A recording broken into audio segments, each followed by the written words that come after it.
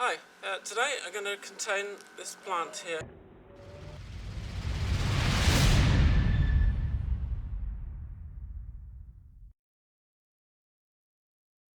This is a Helianthus, but loads and loads of garden plants are what we call invasive, and they tend to pop up everywhere.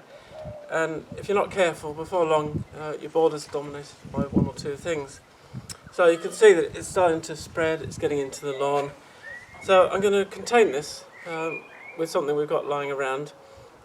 It'll contain it as a nice shape, and it's going to stop it spreading everywhere, becoming a nuisance.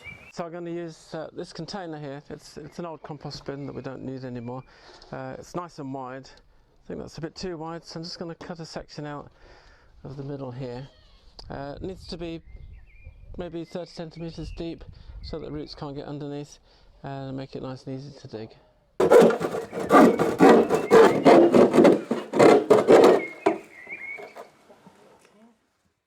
Yeah, that's just going to be perfect then. I'm just going to set that in the soil and roots can't get through.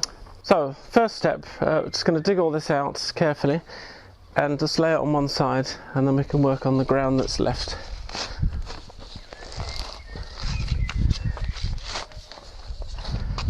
Try not to break the clump up too much.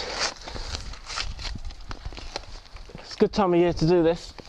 When it's just starting to emerge, I can see where all the bits are, but it hasn't got too big that I'm going to disturb it. Any spare bits we're just going to pot up and give to our friends.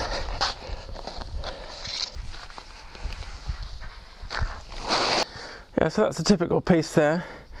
These are actually rhizomes, which are underground stems, and this is the root bit here.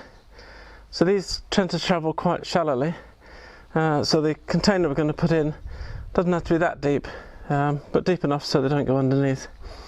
Each one of these can make an individual plant, so probably this one we'll just stick in a pot. So here's my container that I cut off earlier. You can see it's got a nice size just to fit into there. You can use an old bucket or anything that you want to contain. You could use paving slabs or something like that, but you just have to watch the gaps because the roots will get through. So I'm just going to dig a hole and set this in just a little bit above the soil level so they don't creep out.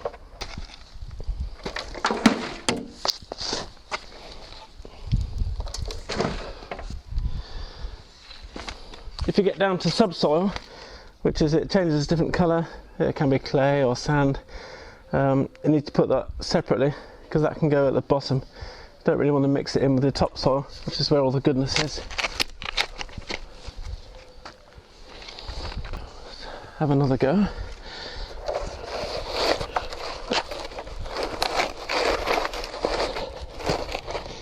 Yeah, so that's about right really.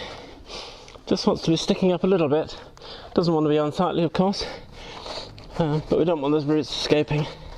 And there's plenty of depth here, keep them contained. So I can mostly backfill this now, just leave enough to replant. That's the surroundings all in. It's just going to sink a little bit, so I'll compact it once it's finished. We now need to cut a chunk of the plant to go back in, just enough to fit that. Anything else can be used as spare. Just cut through with a spade. I'll try up for size. So, I need to make sure these rhizomes are tucked in. They're not going to escape.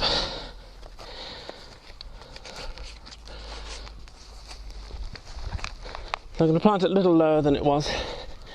Again, just to make sure that it's contained. And we'll just backfill around that.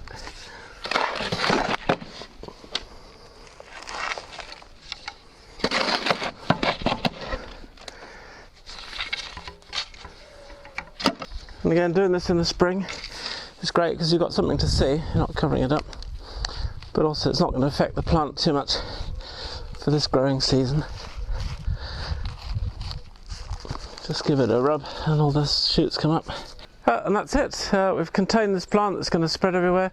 It's going to make a nice clump. Just remember, you can do it too. Please like and subscribe our channel. And if you want any questions, comments, just don't hesitate to stick them in the comments and we'll get back to you as soon as possible.